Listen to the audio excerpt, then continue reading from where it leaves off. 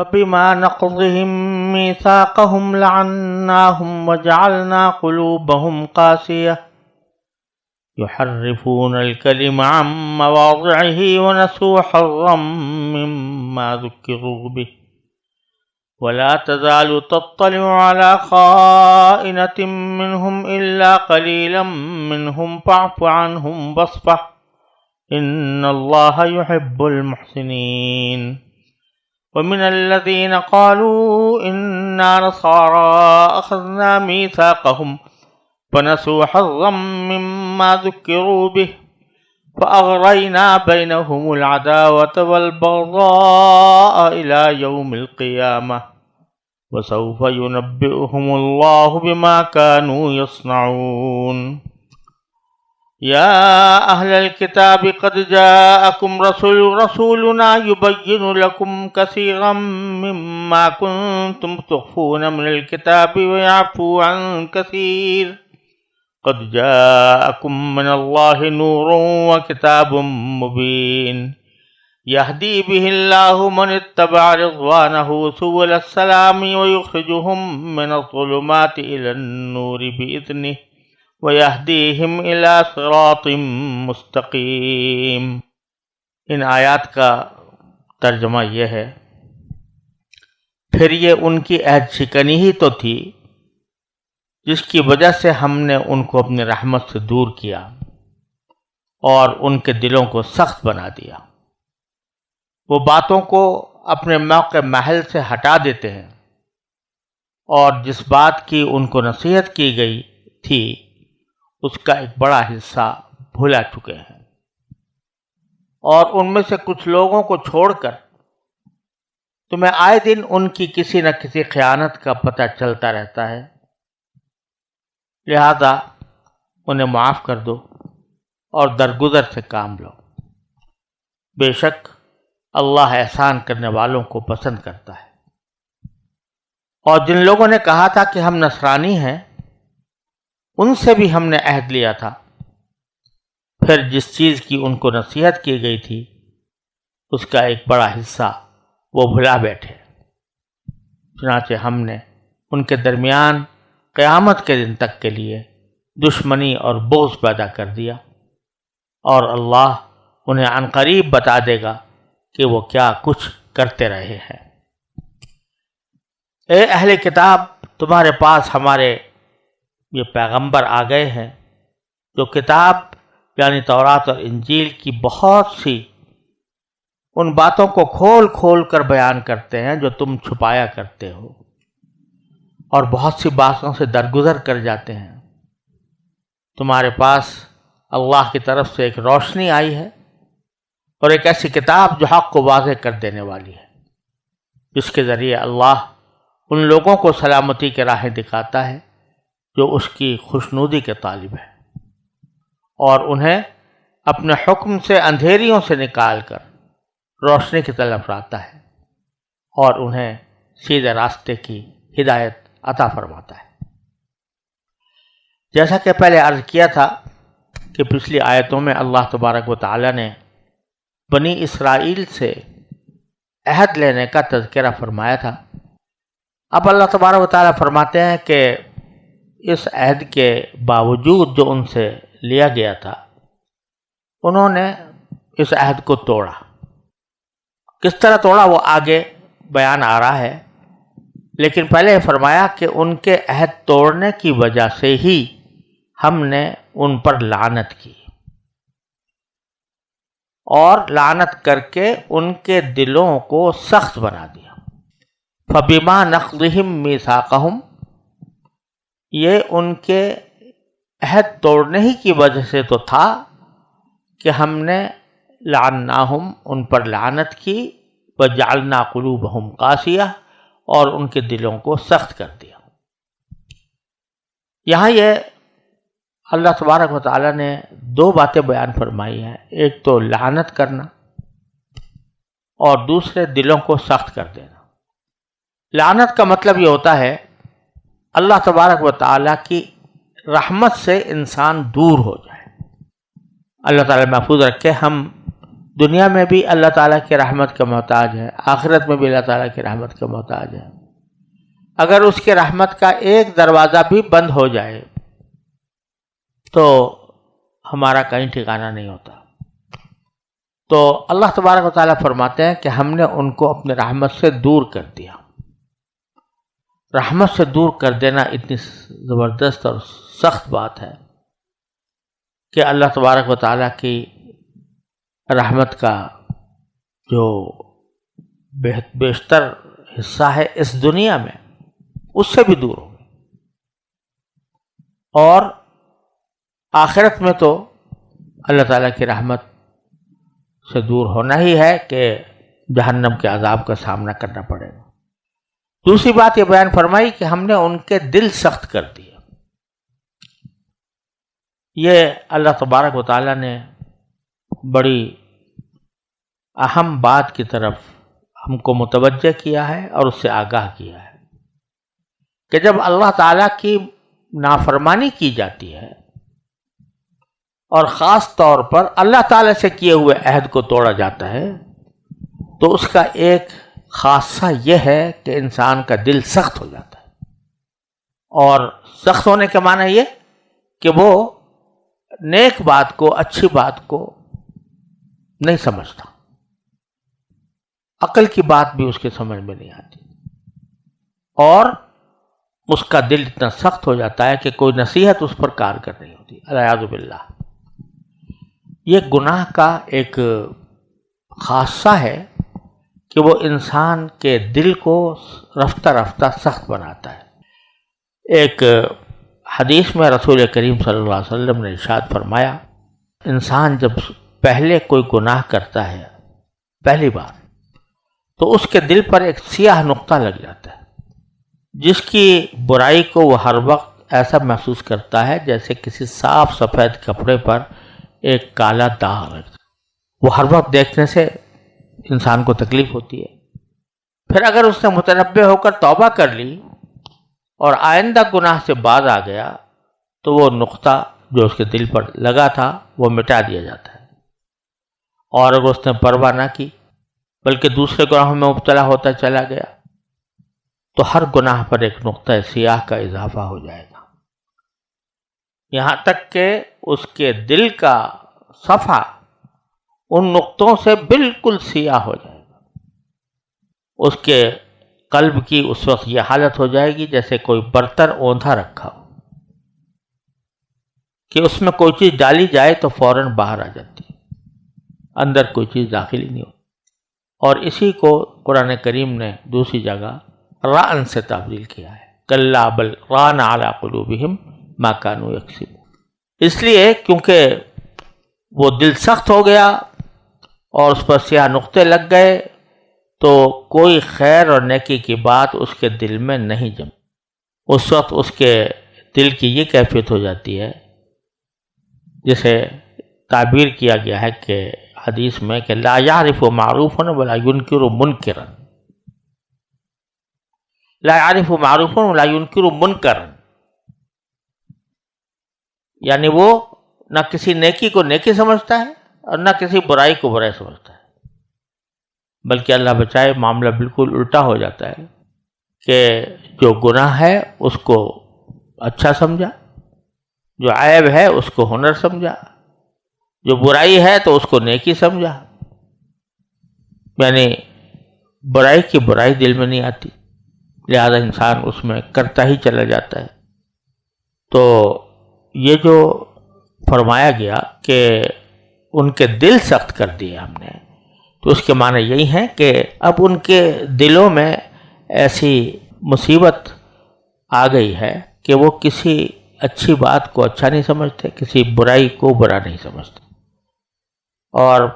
یہ بزرگوں نے تجربہ بھی بتایا ہے اور اس کو اس طرح تعبیر بھی کیا ہے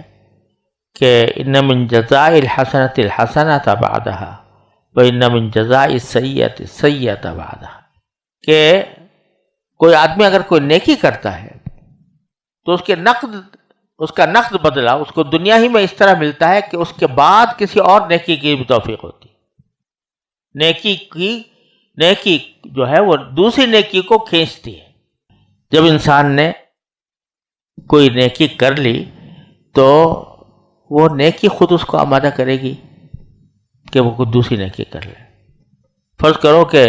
کسی آدمی نے صرف وضو کیا، یہ خیال کر کے کہ وضو کرنے سے گناہ معاف ہوتے ہیں. اب وضو کر کے خود بخود دل میں داعیہ پیدا ہوگا کہ جب وضو کیا تو نماز بھی پڑھ لوں. تو نیکی نیکی کو کھینچ رہی ہے، یہ نیکی کا خاصہ ہے. اور برائی برائی کو کھینچتی ہے. برائی کا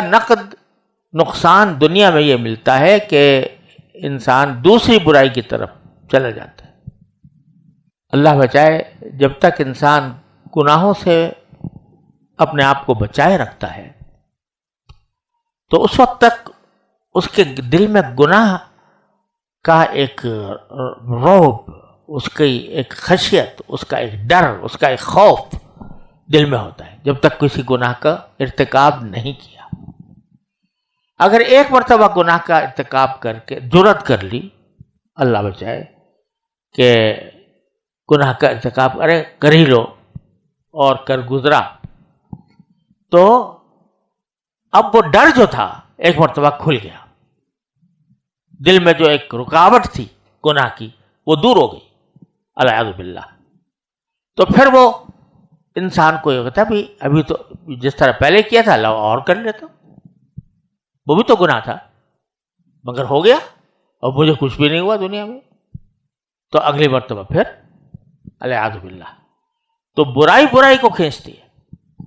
تو یہ دلوں کا سخت ہو جانا یہ در حقیقت بے برکتی اور نحوست ہوتی ہے گناہ کی، معصیت کی، نافرمانی کی، اللہ تبارک و تعالیٰ کے ساتھ کیے ہوئے عہد کو توڑنے کی. تو اللہ نے دونوں جو باتیں بتا دی، لعناہم وجعلنا قلوبہم قاسیہ، ہم نے ان کو لعنت بھی کی اور ان کے دلوں کو سخت کر دیا. اس سخت کرنے کا پھر اللہ تبارک و تعالیٰ نے نتیجہ بتایا. کیا بتایا؟ کہ ایک تو یحرفون الکلم عن مواضعہ، یعنی اس کا نتیجہ یہ ہوا کہ یہ اللہ تعالیٰ کی کتاب تورات جو کلمات آئے ہیں، جو الفاظ آئے ہیں، ان کو اپنے موقع محل سے ہٹانے لگے. کیا معنی؟ کہ تورات میں جو احکام اللہ تبارک و تعالیٰ نے عطا فرمائے تھے ان کے الفاظ میں بھی بعض اوقات تحریف کر دی، اپنی طرف سے کوئی لفظ بنا دیا، ایک کی جگہ دوسرا لفظ لکھ دیا، یا پھر اس کی تفسیر اس طرح کی کہ جو اس کا موقع محل تھا اس سے اس کو ہٹا کر کسی اور کانٹیکسٹ میں، کسی اور سیاق میں اس کے معنی انہوں نے بیان کر دی. اس کو تحریف معنی بھی کہتے ہیں. آپ ذرا دیکھیے کہ دلوں کے سخت کرنے کے فوراً بعد اس کا ذکر کیا گیا ہے. یعنی آدمی کا دل جب اللہ بچائے سخت ہو جاتا ہے تو وہ اس کی جرأت ہو جاتی ہے کہ اللہ کی کتاب میں اپنے آپ سے تحریف کرے، چاہے لفظی چاہے معنوی. دل کی سختی کی انتہا یہ ہے. ورنہ اگر کوئی کتنا ہی گیا گزرا مسلمان ہے، مثال کے طور پر نہ نماز پڑھتا ہے، نہ روزہ رکھتا ہے، نہ بہت زیادہ احتیاط کرتا ہے، لیکن اگر اس سے کہا جائے قرآن کو بدل دو، مر جائے گا لیکن نہیں کرے گا. لیکن جب اللہ بچائے دل سخت ہو جائے اور برائی برائی نہ رہے، اچھائی اچھائی نہ رہے، تو پھر آدمی اس حد تک پہنچ جاتا ہے کہ اللہ کی کتاب میں تبدیلی کرنا شروع کر دیتا ہے. یحرفون الکلم عن مواضعہ، اس کے موقع محل سے الفاظ کو ہٹا دیتے ہیں. یعنی اپنے طرف سے لفظ بڑھانا گھٹانا یہ بھی کرتے ہیں، اور اس کی معنی کی تفسیر میں الٹ پلٹ کرنا یہ بھی کرتے ہیں. اور دونوں چیزیں ثابت ہیں یہودیوں کی طرف سے تورات کے اندر. اول تو تورات جس کو آج کہا جا رہا ہے اس کی کوئی سند متصل موجود نہیں ہے، بلکہ آخری جو گرتی پڑتی سند ہے وہ جا کے بخت نصر کے زمانے کی میں جو بیت المقدس ویران ہوا تھا تو اس وقت کہتے ہیں ایک کاہن کو کہیں سے پڑی ہوئی مل گئی تھی، اس نے گردوڑ جھاڑ کر اس کو کیا، بس اس کے بعد سے سب نے اسی کو مان لیا کہ تورات ہے۔ تو اول تو وہ تھی ہی غیر مستند، لیکن اس کے اندر انہوں نے اس غیر مستند کے اندر بھی اپنی تعریفات شامل کر دی، جس کی تفصیل حضرت مولانا رحمۃ اللہ صاحب کیرانوی رحمۃ اللہ علیہ نے اظہار الحق میں بیان فرمائی ہے، اور وہ میری شرح اور تعلیق کے ساتھ بائبل سے قرآن تک کے نام سے شائع ہوئی ہے، اس میں دیکھا جا سکتا ہے۔ تو ایک بات تو یہ بتائی کہ دل کے سخت ہونے کے نتیجے میں انہوں نے اللہ کی کتاب میں تحریف کرنی شروع کر دی۔ وَنَسُوا حَظًّا مِّمَّا ذُكِّرُوا بِهِ، اور وہ بھول گئے نفع اٹھانا اس چیز سے جس کی ان کو نصیحت کی گئی تھی۔ عجیب تعبیر استعمال فرمائی اللہ تبارک و تعالیٰ نے یہاں پر۔ یہ کہا جا سکتا تھا کہ بھئی جو کچھ ان کو نصیحت کی گئی تھی انہوں نے اس کے خلاف کیا، اس کی اطاعت نہیں کی، لیکن یہاں فرمایا کہ وہ نسوا حظا مما ذکروا بہ، یعنی کہ وہ جس بات کی ان کو نصیحت کی گئی تھی اس کا ایک بڑا حصہ وہ بھلا چکے ہیں۔ یعنی اشارہ اس طرف کیا جا رہا ہے کہ جو نصیحت ان کو کی گئی تھی اگر اس پر وہ عمل کرتے تو ان کو ایک حظ نصیب ہوتا، ان کو ایک فائدہ ہوتا، ایک نفع ہوتا۔ حظ کا لفظ استعمال کیا ہے، حظ کے معنی ہوتا ہے لطف اندوز ہونا کسی چیز سے، کسی کا مزہ اٹھانا۔ تو ہم نے جو نصیحت ان کو کی تھی وہ ایسی تھی کہ اگر اس پر وہ صحیح عمل کرتے تو وہ یقیناً اس سے نفع اٹھاتے۔ کیوں بھائی یہاں روکنا چاہیے؟ تو جو نصیحت ان کو کی گئی تھی اگر وہ اس پر عمل کرتے تو اس سے ان کو حظ حاصل ہوتا۔ یہ جو نصیحت پر عمل کرنے میں وہ سوچ رہے تھے کہ ہمیں کوئی تکلیف ہوگی، کوئی دقت ہوگی، کوئی پریشانی ہوگی، تو اللہ تبارک و تعالیٰ فرماتے ہیں کہ انہوں نے نفع اٹھانا تھا لیکن بیوقوفوں نے سمجھا کہ اسے تکلیف ہوگی تو وہ بھول گئے ان نصیحتوں کو، جو اور نصیحت سے جو فائدہ ان کو اٹھانا تھا اس کو بھول گئے، اس کو بھلا دیا۔ نتیجہ یہ کہ نہ خدا ہی ملا نہ بھی صالح سنم، یعنی نہ تو اللہ تعالیٰ کی اطاعت نصیب ہوئی اور اطاعت کے نتیجے میں جو حظ حاصل ہونا تھا وہ بھی اس سے بھی وہ محروم ہو گئے۔ اور پھر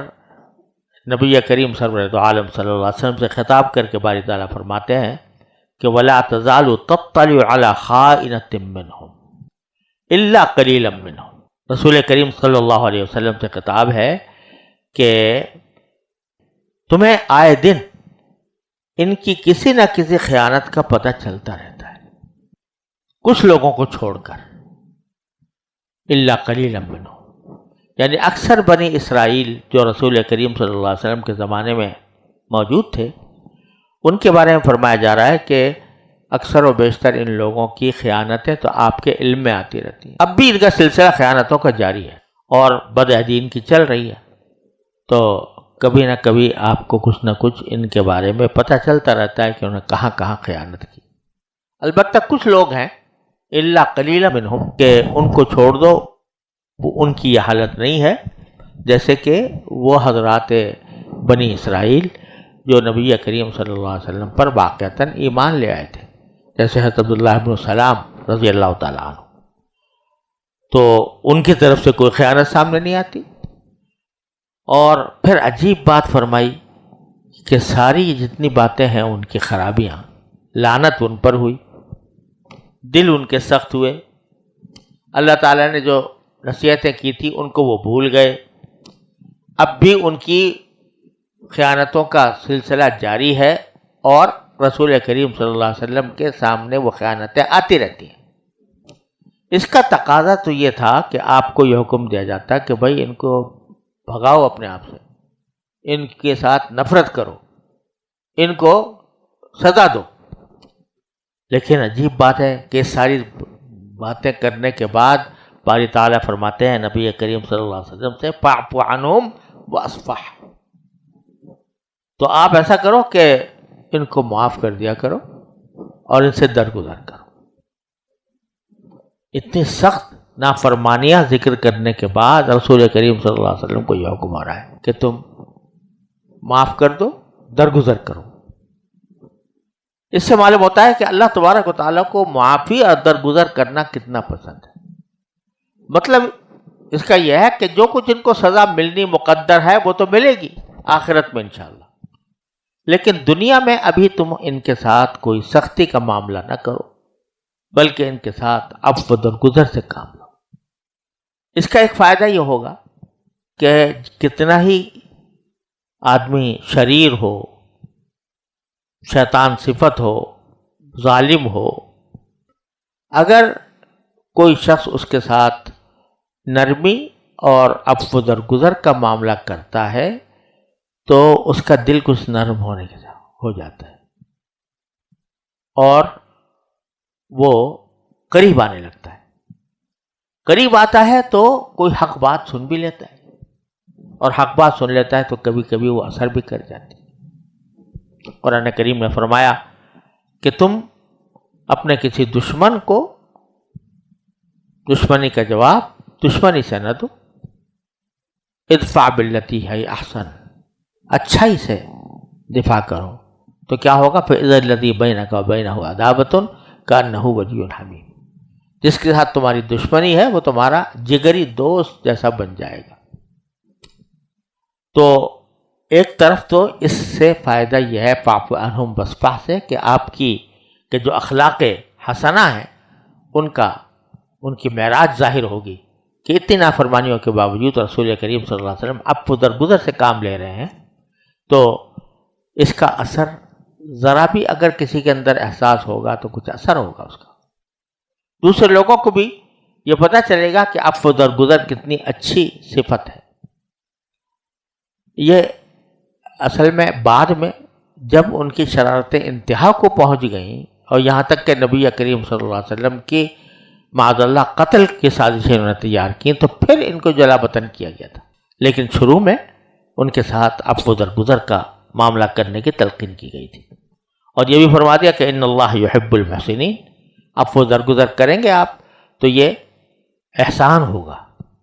اور اللہ تعالیٰ احسان کرنے والوں کو بہت پسند کرتا ہے۔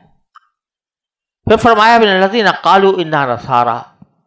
یہ تو یہودیوں کا حال تھا، اور اب ان لوگوں کا دیکھ لو جنہوں نے اپنے آپ کو نصرانی کہا ہے، ان سے بھی ہم نے میثاق لیا تھا، اخذنا میثاقهم، ان کا بھی یہی معاملہ ہوا کہ فنسوا حظا مما ذکروا به، انہوں نے بھی بلا دیا اس نفع کو جو وہ حاصل کر سکتے تھے ان باتوں سے جن کی ان کو نصیحت کی گئی تھی۔ وہی بات جو یہودیوں کے لیے کہی گئی تھی وہی نصرانیوں کے لیے بھی کہی گئی، لیکن رسول کریم صلی اللہ علیہ وسلم کے سامنے اللہ تبارک و تعالیٰ بیان فرماتے ہیں کہ ان کے اس عمل کی وجہ سے، نصارہ کے اس عمل کی وجہ سے ہم نے کیا کیا کہ فَأَغْرَيْنَا بَيْنَهُمُ الْعَدَاوَةَ وَالْبَغْضَاءَ إِلَى يَوْمِ الْقِيَامَةِ، ہم نے ان کے درمیان آپس میں دشمنی اور بغض لگا دیا ہے، قیامت تک بغض پیدا کر دیا، اور یہ قیامت تک رہے گا۔ یعنی نصرانیوں کے اندر، عیسائیوں کے اندر آپس میں ایک دوسرے کے ساتھ بغض، یہ اس لیے اشارہ فرمایا جا رہا ہے کہ اس سے مراد در حقیقت یہ ہے کہ ان کے مختلف فرقے ہیں عیسائیوں کے، اور ایسے فرقے ہیں کہ ایک دوسرے کے جان کے دشمن، ایک دوسرے کے کسی بھی طرح روادار نہیں، جیسے مثلا پروٹسٹنٹ ہے، نیا فرقہ پیدا ہوا، رومن کیتھولک ہے، پرانا فرقہ ہے، ان دونوں کے درمیان جنگوں کی ایک متناہی داستانیں ہیں، کس طرح ان کے درمیان جنگ ہوتی رہی ہے آپس میں، اور اسی طرح اور فرقے ہیں، کئی فرقوں کا ایک غیر متناہی سلسلہ ہے نصرانیوں کے ہاں، تو ان کے درمیان وہ بغض۔ اب یہ جو آج لوگوں کے سامنے شاید ایسی بات آتی ہے کہ بھائی جتنے عیسائی ہیں اب یورپ میں، امریکہ میں وہ تو بڑے صلح صفائی سے رہ رہے ہیں، کوئی آپس میں نہ لڑائی ہے، نہ جنگ ہے، نہ کچھ ہے۔ تو پہلی بات تو یہ سمجھنی چاہیے کہ وہ جو اپنے آپ کو آج عیسائی کے نام سے پکارے جاتے ہیں، حقیقت میں ان میں سے اکثریت تو وہ ہے جو لا مذہب ہے، کوئی مذہب، کسی مذہب کی حقانیت کے وہ قائل نہیں ہے، یا ایسے ہیں جو کہتے ہیں مذہب ہے تو اچھی چیز مگر اس کام کے لیے ہے تاکہ اس سے آدمی سکون حاصل کرے، اس میں حق باطل کا کوئی مسئلہ نہیں ہے۔ کسی کو اگر نماز پڑھنے میں مزہ آتا ہے، اسے سکون ملتا ہے، نماز پڑھ لے۔ کسی کو بت کے سامنے کھڑے ہو کر ڈنڈوت کرنے میں مزہ آتا ہے، اس میں سکون ملتا ہے، وہ کر لے۔ یہ سب مذہب ہے، سب برحق ہے۔ تو بہت سے لوگ اب نام ان کا عیسائی، لیکن حقیقت میں وہ عیسائی نہیں ہے، اور جہاں تک جو اصلی عیسائی ہیں ان کے درمیان، فرقوں کے درمیان اب بھی مخاصمت موجود ہے۔ اور آگے بتایا باری تعالیٰ نے کہ وَسَوْفَ يُنَبِّئُهُمُ اللَّهُ بِمَا كَانُوا يَصْنَعُونَ، اللہ تعالیٰ ان کو عنقریب بتا دے گا وہ کام جو وہ کیا کرتے تھے، یعنی آخرت میں سب کچھ پتہ چل جائے گا کہ ہم نے کیا کیا تھا، اور ہمارے آپس میں جو دشمنیاں تھیں اس کا کیا نتیجہ نکلا ہو۔ پھر اللہ تعالیٰ دونوں فریقوں کو،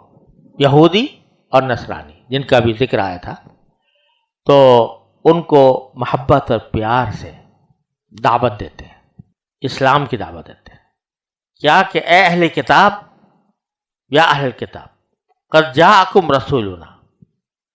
دیکھو تمہارے پاس یہ ہمارے پیغمبر آ گئے، یبین لکم کثیرا مما کنتم تخفون من الکتاب، یہ پیغمبر ایسے آ گئے ہیں جو کتاب یعنی تورات اور انجیل کی بہت سی ان باتوں کو کھول کھول کر بیان کرتے ہیں جو تم چھپایا کرتے تھے۔ اب تو تم پر واضح ہو جانا چاہیے، تم نے کچھ جو چھپائی تھی باتیں، تعریف کی تھی، اب ہمارے رسول صلی اللہ علیہ وسلم نے تمہارے سامنے کھول کھول کر بیان کر دی کہ حقیقت کیا تھی۔ تو بہت سی باتیں تو کھول کھول کر بیان کر دیتے ہیں اللہ تبارک و تعالیٰ کے حکم سے لوگوں کو کہ دیکھو انہوں نے یہ گڑبڑ کی تھی، دیکھو تم نے یہ گڑبڑ کی تھی، تمہیں بتا دیتے ہیں۔ وَيَعْفُو عَنْ كَثِيرٍ، اور بہت سی باتوں سے تو درگزر ہی کر جاتے ہیں، یعنی ساری نہیں بتاتے، تمہاری ساری خرابیاں نہیں بتاتے، بلکہ موٹی موٹی خامیاں لوگوں کے سامنے واضح کر دیتے ہیں، اور تمہاری بہت سی چیزوں پر تو پردہ ڈال رکھا ہے۔ تو غنیمت سمجھو اس کو کہ یہ پیغمبر آئے ہیں تو ان کی بات کو سنو اور ان کی بات مانو۔ پھر فرمایا قد جاءکم من اللہ نور و کتاب مبین، تمہارے پاس اللہ تعالیٰ کی طرف سے ایک نور آ گیا ہے، روشنی آ گئی ہے، اور ایک ایسی کتاب آ گئی ہے جو کھول کھول کر حقیقت کو بیان کرنے والی ہے۔ اب دیکھیے دو چیزیں بیان فرمائیں، ایک نور اور ایک کتاب مبین۔ نور سے مراد ہے رسول کریم سرورد عالم صلی اللہ علیہ وسلم کی تعلیمات کا نور، آپ کی تفسیرات کا نور، اور کتاب سے مراد ہے قرآن کریم۔ لیکن اگر آدمی کے پاس کتاب ہو اور نور نہ ہو، یا تو آنکھوں میں نور نہیں ہے یا ماحول میں نور نہیں ہے۔ کتاب بہترین ہے، اس میں بہترین باتیں لکھی ہوئی ہیں، لیکن اس سے انسان کوئی فائدہ نہیں اٹھا سکتا۔ کیوں نہیں اٹھا سکتا؟ کہ یا تو میری آنکھ میں نور نہیں ہے، اعوذ باللہ، یعنی میری بینائی نہیں ہے، نہیں فائدہ اٹھا سکتا، یا بینائی ہے لیکن چاروں طرف ظلمت چھائی ہوئی ہے، تاریکی ہے، کیسے پڑھے گا؟ پڑھ نہیں سکتا۔ تو اس حالت میں کے لیے کتاب بے فائدہ ہو جاتی ہے، بیکار ہو جاتی ہے۔ تو اللہ تعالیٰ فرماتے ہیں ہم نے صرف کتاب نہیں بھیجی، نور بھی بھیجا ہے، اور نور سے مراد ہے نبی کریم سرورد عالم صلی اللہ علیہ وسلم کی تعلیمات کا نور، آپ کی تفسیر قرآن کا نور۔ تو قدر کرو اس بات کی، اس وقت تمہارے پاس کتاب تو ہے تورات اور انجیل، لیکن کوئی اس کو صحیح سکھانے والا نہیں، اس کا صحیح بتانے والا نہیں، اس کی تفسیر کرنے والا نہیں۔ ہم نے اب تمہارے پاس کتاب بھی بھیجی ہے اور اس کے ساتھ نور بھی بھیجا ہے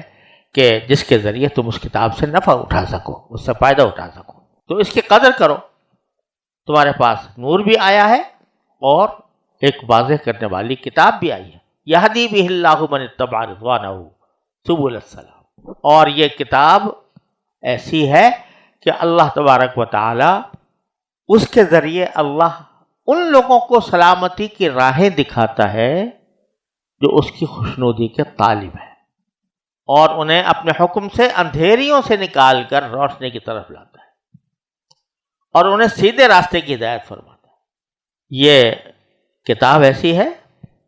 کہ یہ ہدایت کرتی ہے انسان کو، لیکن ساتھ میں قید یہ لگا دی من اتبع رضوانہ، جو اللہ تعالیٰ کی خوشنودی کے طالب ہیں۔ یعنی پہلی شرط یہ ہے کتاب سے فائدہ اٹھانے کی کہ آدمی طالب بنے، حق کا طالب بنے، پہلے سے دماغ میں کوئی عقیدہ رکھ کر، پہلے سے کوئی گمان رکھ کر کتاب پڑھے گا تو گمراہ ہوگا۔ لیکن من اتبع رضوانہ، جو اللہ کی خوشنودی کی اتباع کرتا ہو، اسی کا طالب ہو، اس کو اللہ تعالیٰ ہدایت کرتا ہے۔ کاہے کی ہدایت کرتا ہے؟ سبل السلام، سلامتی کے راستوں کی، سلامتی کے راستوں کی۔ اب سلامتی کے اندر ساری چیزیں آ گئیں، دنیا کی سلامتی، آخرت کی سلامتی، ان سب کی چیزوں کی ہدایت کرتا ہے۔ وَيُخْرِجُهُم مِّنَ الظُّلُمَاتِ إِلَى النُّورِ، اور ان کو ظلمتوں سے، تاریکیوں سے نکال کر روشنی کی طرف لاتا ہے، بِإِذْنِهِ، اپنے حکم سے، اور وَيَهْدِيهِمْ إِلَى صِرَاطٍ مستقیم، اور سیدھے راستے کی ہدایت عطا فرماتا ہے۔ ایسی کتاب ہے جو تمہارے پاس آئی ہے، اس کی یہ صفات ہیں، وہ ہدایت کرتی ہے، اندھیریوں سے نکالتی ہے، روشنی میں لے جاتی ہے، اور سیدھے راستے کا رخ بتاتی ہے۔ لہذا تمہیں اس پر عمل کرنا چاہیے۔ یہ پہلے یہودیوں کی کے عہد و میثاق کا ذکر کیا، ان کی بدعہدی کا ذکر کیا، پھر نصاریوں کے میثاق کا ذکر کیا، ان کی بدعہدیوں کا ذکر کیا۔ اب آخر میں جیسا کہ رسول کریم صلی اللہ علیہ وسلم کو حکم دیا تھا کہ درگزر کرو لیکن ان کو دعوت دو، تو دعوت دی جا رہی ہے نرم انداز میں، ایسے انداز میں کہ دل پر اثر کرے کہ تم ایمان لے آؤ تو تمہارے سارے دل درد دور ہو جائیں گے۔ وصلی اللہ تعالی علی خیر خلق۔